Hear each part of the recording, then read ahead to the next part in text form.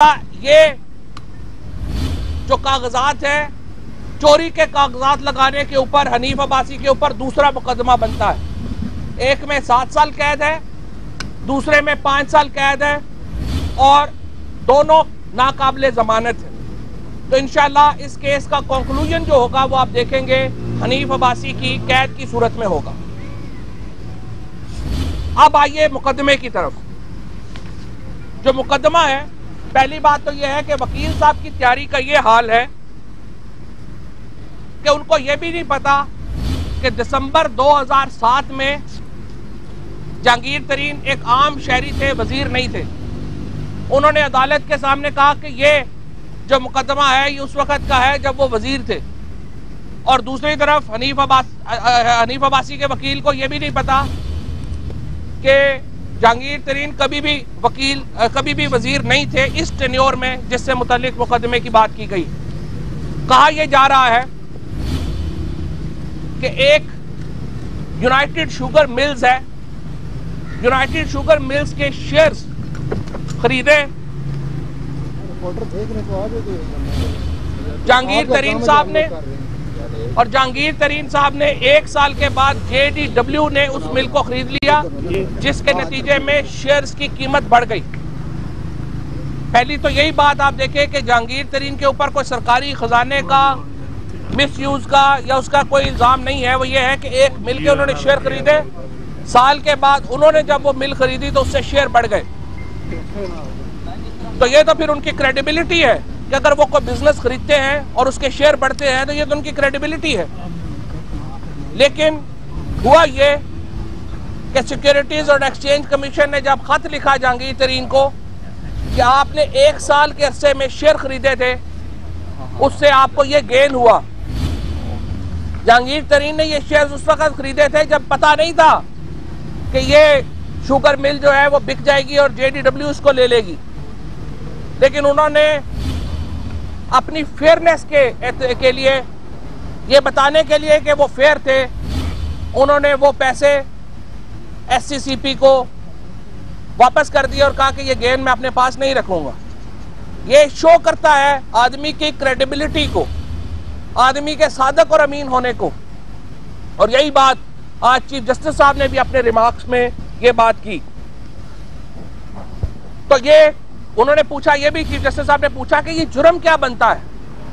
अभी तक उनके वकील को नहीं पता कि ये जुर्म क्या बनता है। दूसरा जो जहांगीर तरीन के ऊपर इल्जाम लगाया गया वो है कि उन्होंने अपने बच्चों को पैसे दिए जिन्होंने बाहर कंपनी बनाई। तो बाहर कंपनी बनाना जुर्म है, ना बच्चों को पैसे देना जुर्म है। हराम के पैसे देना बच्चों को जुर्म है। अगर आप अपनी मेहनत से पैसे कमाते हैं तो आपको हक हासिल है कि आप जिसको मर्जी वो पैसे दे सकें। जहांगीर तरीन ने पैसे बनाए, हक और हलाल की कमाई से बनाए। हर जगह वो पैसे डिक्लेयर्ड हैं, वो पैसे डिक्लेयर किए गए और वो पैसे उन्होंने अपने बच्चों को दिए। 3 बेटियां 1 बेटा, उन्होंने अपने बच्चों को वो पैसे दिए। ये भी कोई जुर्म नहीं है जिसके ऊपर ये बात कर रहे हैं। तो जहांगीर तरीन के केस में इंशाअल्लाह हनीफ अब्बासी सुप्रीम कोर्ट से सीधे जेल जाएंगे।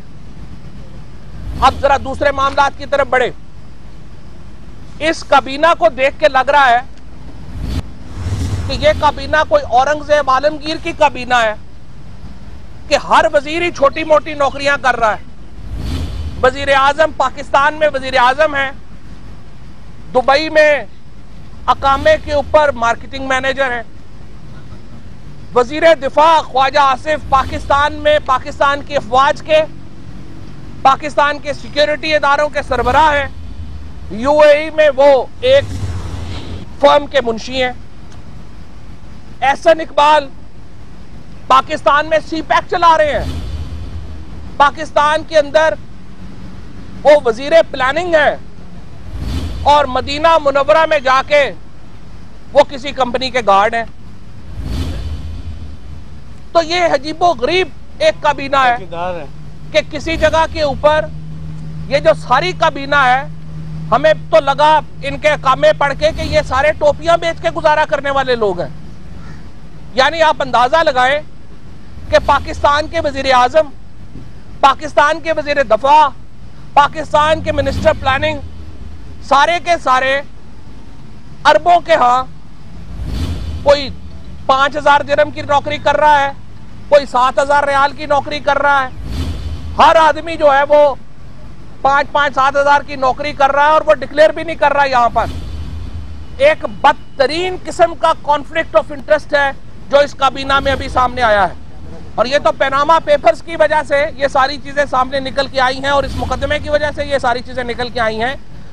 अभी तो हमें इनकी प्रॉपर्टीज का जायजा लेना पड़ेगा, पाकिस्तान के लोगों को देखना पड़ेगा कि जो इतने बड़े झूठे हैं, यानी मुस्लिम लीग नून में आप अंदाजा लगाएं कि इनके सीनियर तरीन वुज़रा इस कदर झूठे और मकार है, तो इनके ये जो बाकी यहाँ पे चमचे कड़छे आते हैं, तलाल हो गया, दानियाल है, ये जो लोग आते हैं, हनीफ अब्बासी वगैरह, इनका क्या लेवल होगा झूठ का और मकारी का।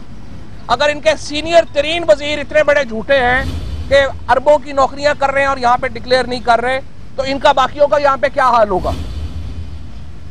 पूरी कौम सुप्रीम कोर्ट को देख रही है, पूरी कौम समझती है कि पैनामा का फैसला अनाउंस होना चाहिए और जल्दी आना चाहिए ताकि हम एहतसाब के अमल को आगे ले जा सकें। यहां पर आप देखें कि जो वजीर इनका वजीर आजम के लिए जिसका नाम आया है, माशाल्लाह पता चला है कि वो सारे ही ऐसे हैं।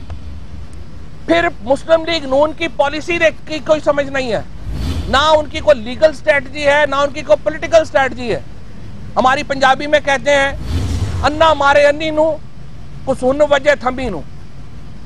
करना क्या चाहते हैं, अपने आप को बचाने के लिए इमरान खान पे भी केस कर दो, जहांगीर तरीन पे भी केस कर दो, फलां पे भी कर दो, फलां पे भी कर दो। ए अन्ना अन्नी नू मार रहे हैं और तुसी अपनी फिक्र करो, जो आप लोगों के हालात हैं अपनी चोरी की फिक्र करें, अंधों की तरह स्ट्रेटजी ना बनाए। आप जो ये केसेस कर रहे हैं, ये आप थम्मी को मुक्के मार रहे हैं, आपका अपना हाथ जख्मी होगा। ऐसे जाली केसेस करने की सजा हमें उम्मीद है सुप्रीम कोर्ट आसानी से इनको नहीं छोड़ेगी, सिर्फ केस डिसमिस नहीं करेगी, जुर्माना भी करेगी और सजा भी करेगी इंशाअल्लाह। बहुत शुक्रिया।